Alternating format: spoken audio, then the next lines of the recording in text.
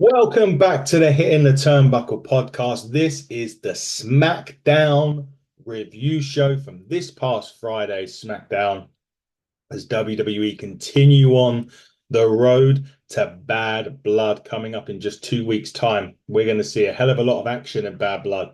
Smackdown this week started off with the Bloodline, the new Bloodline, shall we say, entering the arena attacking security guards as they were patting them down. The security guards were just doing their jobs, and the Bloodline decided they're not going to want them to do their jobs, and they took out security guards. They threw them all over the place. Chaotic start to SmackDown this week, but a quite amusing one at the same time. The Bloodline is going to be in action a bit later on. But we start with the United States Championship match. LA Knight and Andrade El Idolo. Andrade winning the opportunity to take on LA Knight with victory over Carmelo Hayes last week. This was a really, really long, good way to start SmackDown. These two really did complement each other well.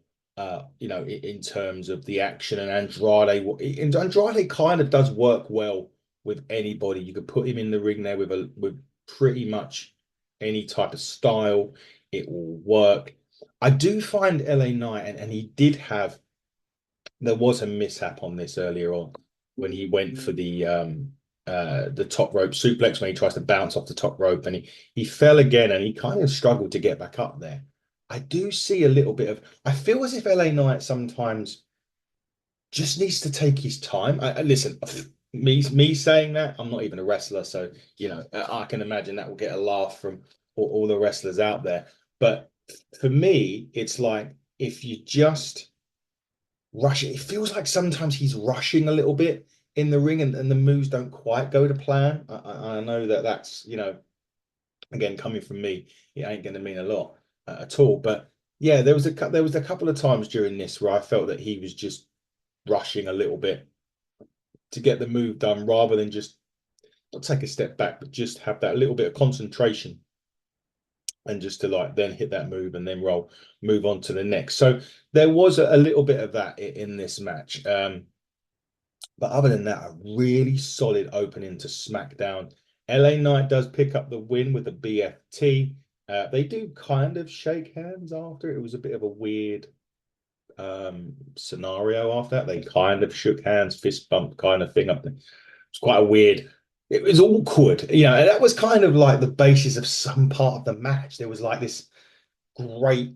The overall match was great, and as I said, styles contrasted perfectly, but there was just this few awkward bits and pieces in that match, and it kind of stemmed that way at the end as well, which was it was a bit of a weird one. But LA Knight, unsurprisingly, to be honest, retains the United States Championship. I never thought in a million Sundays that he would lose that particular match. So LA Knight rolls forward. What is next for LA Knight? We'll find out. We'll also find out a bit later on in the show what is next for Andrade El Idolo. However, it's kind of what's repeating itself for Andrade is next. They went backstage also that Tiffany Stratton was actually teaming with Nia Jax, and they were going against Bayley and Naomi later on. And if Bayley and Naomi lose, they would leave SmackDown forever. So that is, and it was Texas Tornado match as well. And it was really weird because Nia even said that whoever got the pinfall in this match. So if Nia pinned Bayley, Bayley would have to leave. If Tiffany pinned Naomi, Naomi would have to leave. And so. But they also said it was great. Nia also said it might be a good idea if Tiffany leaves SmackDown if they were to lose the Texas Tornado tag. So obviously, for those of you that don't know, Texas Tornado is basically no tags. We're all in the ring at the same time about it. And interestingly enough, after that, I mentioned Carmelo, Andrade El Idolo, and he runs into Carmelo Hayes afterward, and Melo said he hadn't seen a bigger choke job since the Sacramento Kings did against the Los Angeles Lakers, and it's time to put those fries in the back because Andrade is washed. And then they had a big and I haven't seen a back. It was like playing a WWE video game with the backstage brawl. It was nice. We don't see, and I'd say a lot of them. it's been a while since we've seen a proper wild brawl backstage, and this is exactly where it went with Andrade and Carmelo. And obviously, you know where that's leading to. I think it's about the 58th match they've had in the space of 5 weeks. But nevertheless, Andrade and Carmelo Hayes getting into it on SmackDown. It was quite amusing to see, to be quite honest with you. And it does indeed set up a match for later for next week's show. So they're going to be, I think it's 5 or 6 now that these two have had matches, and they're great matches. Don't get me wrong. You know, these two are so well established in the ring. They're so um, complement each other so well. So the match will be great. It's just 6 times in the space of 7 weeks. I'm not sure we need to see it that many times, but hey, it's going to be a great match regardless. Quite incredible segment on a football field next, or an NFL field. Cody Rhodes, Roman Reigns. So this was a segment where they weren't in the rest of it. They were on the football field, no crowd, just them two standing. And I think Paul Heyman and a couple of the lead guys in WWE had the full reign on this, and it was so good. It was literally so good, and it was like, I don't think I've seen a better sort of one-on-one promo delivered in such a way that these two deliver it in. I don't think I've ever seen one as good as this. Sometimes a promo doesn't need words. If you remember Rock and Hogan, sometimes they could just face off. They could look at the crowd, and the crowd reins you in. With this one, it was like it was just on the right, I suppose, the right location, this football stadium. And Roman Reigns was like, you see this ground that you stand on, everything that you put your eyes on here is mine. So it was years ago that he was sharing blood, sweat, and tears on this particular field. So this means that this is my field, and it means that this is my stadium. If this is my stadium, you better believe this is my city. What have you done for my city? And Cody was like, 7 cars, your stadium, what on the other side of the stadium right over there. And he said, what's that? And he said, Techwood Studios. Down the street, the Omni, the State Farm Arena, multiple generations of his family have bled in this city. You've played football here. Thank you. And it went back to the beach. And this is your field, but this is my home. And it all led to basically Roman saying, the moment that this tag match is finished. Well, Cody Rhodes initially wanted, Roman's word that he's got his back in this match at Bad Blood against Jacob Fatu and Solo Sikoa. And he said, you know what? You'll give you my word. Roman said, but he said, understand this. When this is all said and done, I'm taking back what's mine, hinting at the championship. And Cody was like, it's not yours to take. And Roman was like, you're in my way. You're in my way in life. And it was such a great segment. Really, it paints that picture of, and it's an age-old thing, isn't it? Enemies tagging together. How many times back in when seen, they went through a stage in WWE where before WrestleMania, sort of the winner of the Royal Rumble would choose who he's going against at WrestleMania, and they would end up being a team at some point, and they would end up winning tag team championship. I think Cena and Shawn done it, I think Batista and Triple H made that. I can't quite remember, but they went through many years of doing this kind of thing, and then one would stab the other one in the back, and that's how you go. They'd lose the titles, maybe one would cost the other one the championships. Either or, that's what it would do. But this one is obviously so much more different because you've got Cody, the champion, took the title off of Roman, who was leader of the bloodline, who they're going against, or be it a different version, Solo's bloodline, but Solo was a part of the bloodline. So there's so many different factors for that to take, and there's so many different, avenues. And it was so well produced in this. I thought it was a masterpiece, to be quite honest with you, a masterpiece in selling a promo, to selling a match at a pay-per-view, and to also give you an insight as to what Roman wants to do next, which is go back to that championship. Now, incidentally, straight after that, it cut to Byron Saxton, who was at an interview with Kevin Owens, and he asked Kevin if he has any thoughts on what we just saw between Cody and Roman. Kevin doesn't have anything to say, and he actually walks away. And that plays into a bit more later on with what happens later on SmackDown. But Kevin Owens is seemingly in a situation right now where he's kind of fighting his own demons in a lot of ways. Like he always turns on his friends, right? That's always the thing with him. That's always been the thing with him in WWE. He would always turn on his friends. That's what he's done. And right now he's in that situation where he's he was happy when Cody said about facing when Nick Aldis was going to put Roman Reigns in a match with Cody before he put Kevin in a match with Cody at the pay-per-view. And he weren't happy with that. And seemingly, and then he obviously got the shot, which he didn't succeed in doing. But he's now so conflicted with Cody because he's seen this before with Sami Zayn. Sami Zayn joined joined the Bloodline eventually as the honorary use, and then cost, and then at Survivor Series, he was the one that took Kevin out for the Bloodline could pin them, only for the Royal Rumble to turn it around when he was, getting to get ready to hit Kevin with the chair, and he hit Roman. So Kevin has seen this before. So he's also kind of fighting inner demons because he's like, well, I always turn on my friends. He's kind of betraying me because he's going with Roman. I still hate Roman. What's going on, Cody? So there's a lot of stuff going on there, which I'm very intrigued to see if Kevin does take that step. And we'll have more on that later on. Apollo Crews was next against Giovanni Vinci. Now, if you remember, Giovanni Vinci had a debut to forget, or a return to forget. Took too long to get his coat off. The match lasted 3 seconds, and he lost against Apollo. So this was a rematch. This rematch went on a bit longer this time, but still had the same ending. Apollo Crews picked up the victory over Giovanni Vinci, so Giovanni's now 0-2 since going to SmackDown and sort of debuting as such on SmackDown. I don't know if you want to call it a debut or how you want to call it, but he was lost again. I'm not entirely sure what they're doing with Giovanni Vinci here. I'm a bit baffled by it. This smells like Vince McMahon. Do you know what I mean? And it's like you've got a talented guy here. And Giovanni Vinci's talented, there's no doubt about it. He was in Imperium, they had a lot of success. The inevitable split, and you always kind of get one. Ludwig Kaiser's kind of like a breakout, but you kind of get one that gets left. And I thought moving Giovanni Vinci actually to SmackDown, and I did say this, I said that it may have been a mistake because what was he going to do on SmackDown? And it is a difficult situation, 2-hour show at the moment. More on that later.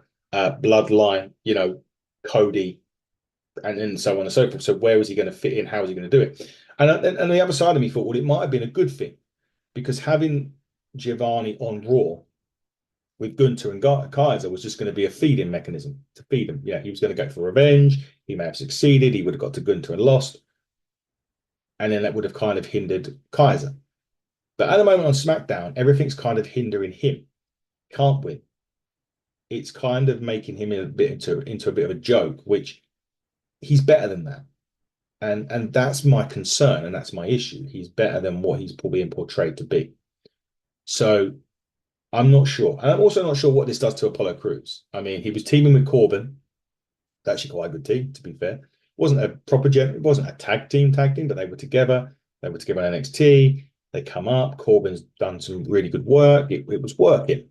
And then Apollo's now been in 2 single matches, which he's won, but pointless ones. I don't understand what's going on. It could be that something happens later down the line, and then I could be like, oh, okay, fine. That could be, an interesting bit. But right now, I'm not quite sure how it works. I'm not quite sure what happens between these two. But we'll find out. Anyway, now we go to another Bloodline. Kevin Owens, Nick Aldis, DIY segment. Kevin Owens was like, finally was going to ask her the answer to the question that Byron was asking him about Cody. And he said, I've got to be honest. And as soon as he does that, the Bloodline come out. Tama Tonga, the usual lot. And then it just goes into a brawl with the Guerrillas of Dynasty. And then Fatu. The interesting one, the one match that I'm really looking forward to in this, and actually, they did start having a big brawl. Jacob, Fatu, Res Dynasty, Kevin Owens, and DIY then run out to make the save, and basically they were going to have a 6-man match later on in the evening. That's what they were going to do. The main event's Kevin Owens, DIY against the Bloodlines at this point in time. But one of the matches I'm really intrigued about eventually seeing. is going to be Kevin Owens versus Jacob Fatu. I think that's got all the makings of a great match. Now, just as we're gonna sort of switch aside here, and we're going to talk Kevin Owens a little bit. Kevin Owens has been losing a lot lately as well. There's no doubt about that, and that's not yeah. I know he won last week with Randy, and that, but contracts are coming up. Kevin Owens has one of the contracts coming up that has yet to be re-signed. Now, if he does enter free agency, there is definitely going to be interest from Tony Khan. That is not even a debate. There will be absolute interest in Tony Khan for sure with Kevin Owens. That is, AEW will definitely hold interest. Does Kevin Owens leave the WWE at the end of his contract? I think it's 6 months. I want to say 6 months. I don't know. I'm not a dirt sheet reporter. I read up some bits and pieces. Sean Ross Sapp's great, at reporting stuff. So that's kind of where I look at stuff anyway. I don't know is the answer with Kevin. I really don't. Excuse me. It's early morning, so coffee time. I don't know if Kevin leaves. I really don't. I can kind of see it both ways. That's the interesting bit. I could see him staying because it's kind of better the devil you know. He knows what he's going to get with WWE. You'll get a nice payday, obviously. But he'll also, he's also somewhere that he knows. Triple H, Triple H knows Kevin and Kevin knows Triple H. So there's that part to it. Then the other side of me is like, well, he's good friends with the Bucks. He knows he'll get a good payday at AEW. He knows he'll be quite high up the card. But then you look at the roster, and it's already a growing big roster. And I'm sure there's going to be some changes to that roster. It's inevitable that people will leave AEW. Some people already have. Some people may be leaving soon and joining WWE. And we'll talk about contracts again in a minute when we get to others. But Kevin is an interesting one. He would be a great get for AEW. It would be a great get if he stays. I think it's the question of A, is it a case of better the devil you know? And B, is it the case that Kevin Owens wants the change? That's the key bit. I think if Kevin feels that actually I want to go and experience life in AEW, I want to try something new. But he also knows he's got the security with the WWE. And the security, he'll be fine. They'll look after him. He'll get a good contract, good money. May even get a limited date deal. I don't know what the deal will be. I know they're streaming back on house shows, and we'll get into that in a minute. So yeah, it's an interesting one, Kevin Owens, and I just don't know. I think he suits both brands. I really do. Sometimes you get one that suits more than the other. That you'll get someone like a lot of the bigger guys. I think suit WWE. And again, we'll talk more about contracts at the end of Smackdown, at the end of the review, because there's a lot going on at the moment in terms of potential people moving, maybe leaving AEW but going WWE. So we'll look at that. But Kevin's an intriguing one. He suits both. Both will definitely want him, and I think this one's really up to what Kevin thinks would work better. It's going to be one of his final. I would imagine it'd be one of his final big contracts or long in terms of years contracts. So it could be an interesting one there for that. But yeah, really, I just don't know with Kevin Owens. I really don't. So we'll see. We'll see. But he's in six-man tag team action on SmackDown as it rolls on. Now we get moved to the Texas Tornado women's match. Bayley, Naomi, Nia, and Tiffany. Whoever pins Nia Jax will face her at Bad Blood. However, if Nia and Tiffany win, either Bayley or Naomi will be forced to leave SmackDown. Interesting times on this one. This was actually pretty good, and it just brawled straight away. Lots of good action in this. The finish, though, it was quite a long match. Don't get me wrong on this as well, but the finish of this was a little bit. It was a rolling. So Naomi connects with the jackknife.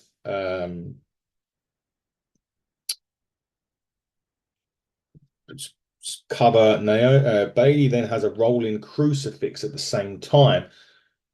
Feet were on the ropes, feet were underneath the ropes. Ref counts to three. They both win the match. So that they both get to stay on SmackDown. And then it's like, well, what happens at Bad Blood then? Because the winner, whoever, if Nia got pinned, the person that pinned Nia would go on to face Bad Blood. So it's quite a weird one. I just found the ending a little bit. In terms of the double pin, absolutely fine. The double pin aspect of it. It was again. I'm not a fucking wrestler, right? So what I say really ain't going to make no difference into the world, and I'm not. I can't even really criticize the move not going right because I've never done it before. But the bottom line being is, it was a bit of a sloppy ending with the ropes, the feet, and all that sort of stuff. But the actual two of them pinning Nia Jax, perfect sense. So anyway, we do get a Chelsea Green promo at the end of this match, and in 2 weeks' time, she in Nashville, Tennessee, she's taking on Mi Chin in a dumpster match. We haven't seen one of those in a long time, so I'm looking forward to seeing that. Match itself. It should be really, really good. Michin, I see again. Michin is Chelsea Green is probably one of the best character-based wrestlers in WWE. She is brilliant at what she does. I thoroughly enjoy uh, listening to her and seeing her and the facials and everything about Chelsea Green's great on WWE. And Michin is definitely one of the most, I would say, underutilized talents that they've got because she can go in that ring. She can do a lot of good stuff in there. And she's not really given the opportunities to do it as much as maybe the rest. And I really want Michin to start shining because she can certainly be a big name player in the women's division, in my opinion, of course. But the dumpster match in a couple of weeks should be a bundle of fun, that's for sure. But next week on SmackDown, surprise, surprise, we have Carmelo Hayes and Andrade 6. Bailey and Naomi will go one-on-one with the winner taking on Nia Jax at Bad Blood. So I'm assuming because Bad Blood is a week away after that, that we're not going to get the women's title change unless Tiffany cashes in her Money in the Bank briefcase. Anyway, right at the back at this point, the Bloodline have attacked DIY, rendering them obsolete. Good shout out to Jeff Hardy there in this. So Kevin Owens has no partners, but out comes the Street Profits to tag with Kevin in the main event. It was a fun main event. Again, it went quite a while. I think these matches had a good. I think all the matches had a good amount of time allocated to him, which was good. DQ finish at the end of this one, unfortunately. It is sheer anarchy at ringside. DIY come back out as well. It is going crazy at this point. Bloodline start attacking Kevin Owens. They repeatedly throws him into the apron. They're demolishing Owens in the ring. Out comes Cody Rhodes. And with a chair, he nails Fatu. He nails both of the Gorillas of Dynasty with it. Comes into the ring. He hits the Cody cutter on Fatu. He bows. And then an interesting bit. You see Kevin Owens behind Cody. He's holding the chair. Cody Rhodes is over the ropes. And you can see a confliction in Kevin Owens' mind as, do I nail him with the chair? And he sort of sometimes he goes to pick it up and you can see him. In the end, they end up hugging and stuff like that. But there's always this, you know, thing in Kevin Owens' head. It's a little bit like Randy Orton hearing voices in his head, right? Kevin Owens hearing things, having this character sort of like, I really need to hit you because I'm angry with you, but I don't want to. Should I? But I've done this before. And it was really good from Kevin. I really liked that. In the end, they did an embrace and shook hands and whatnot. But I don't know. Could Kevin Owens turn on Cody Rhodes? I'm not sure that it makes sense now because they've had their match. Their match was had. Cody won it. I think the only one it really makes sense to, and they don't even have to turn him, but Randy Orton would be the one that makes sense to turn on Cody potentially and set up a feud later down the line with the American Nightmare. Good SmackDown this week. Enjoyable, actually. I think the last couple of weeks have been a bit indifferent. This week was solid. Looking forward to next week as well as we move ever closer to Bad Blood. Now, we did mention there was a couple of other news items. First things first, SmackDown will soon be 3 hours long. I think come January, I think when Raw moves to Netflix, In January, Raw will be going back to 3 hours. So Raw's going back to 2 hours. I've mentioned this on the Raw review. Raw will be back to 2 hours very, very soon. And SmackDown is going to 3 hours, and Raw moves to 3 hours when it goes on Netflix. So we're going to have two 3 hour shows. Whew. But here's the thing, though, and as much as I'm a bit skeptical about Raw being 3 hours long, um, it might work on SmackDown as long as it ain't bloodline heavy every single week. It will work because I'm hoping what they use SmackDown's 3 hours for is to start building other feuds. We keep saying about Giovanni Vinci and how can this guy work on SmackDown when there's not a lot of stuff going on other than the bloodline and Cody and you know. So I'm hoping that there's more opportunity for talent to get to do more on SmackDown. I really do, and that's what my hope is that we get more people on TV on SmackDown in meaningful stuff because it's for years it's been difficult because of the bloodline stuff, which is going to be continuing. So let's just hope that we do get some new stuff, stars get made, new storylines get put on there. I'm hoping for that on the 3 hours of SmackDown. 3 hours of SmackDown, 3 hour Raw. Tough gig, tough people to write it, but they could get it right on SmackDown. There's plenty there to do if they could, if you know, for them to do, and hopefully they'll get it done and they'll get it done right. WWE also cutting back on house shows next year. And I think this works twofold for talent. I think they're going to be quite. I think they're getting rid of about 50 shows, so it's quite a substantial, which works I think in two ways for the talent. On the good side, it's less pain on the body because they haven't got to go out and wrestle and do a load of potentially less injuries because less shows. But the other way of looking at it is it's a merchandise, it's the money side. It's that other they're getting X amount of percentage on their merch that's sold, and to have an event means people are going to buy their shirts, more programs, more stuff, tickets, and whatsoever. So there is I think it's weighing up the whole effect on the body and money, and it's kind of how you want to play it. And I'm not sure. I think some will be happy, and I think some will be like, "Damn, I could, that extra, however much they earn." So we'll see. We'll see. But then contracts are coming up. And funny enough, we go into contracts and we'll finish on this. It looks like Motor City Machine Guns are indeed heading down to NXT. Very, very great. Be unbelievable.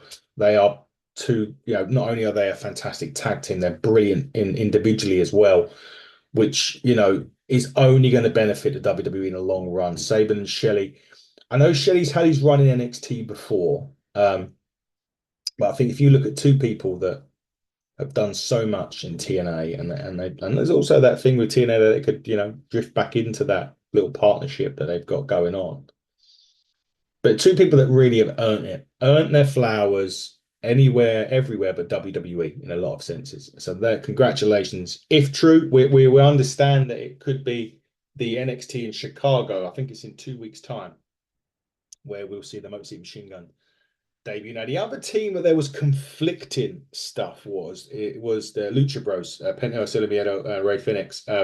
Rumors that they'd already signed WWE contracts. Apparently, wide of the mark, they are still contracted to the AEW at this point, as is Miro, who has requested his release. I think Miro was in contract till 2026, but he wants to leave AEW. So the interesting thing there with it, the Lucha Brothers, again, I'm always skeptical with luchadors in WWE.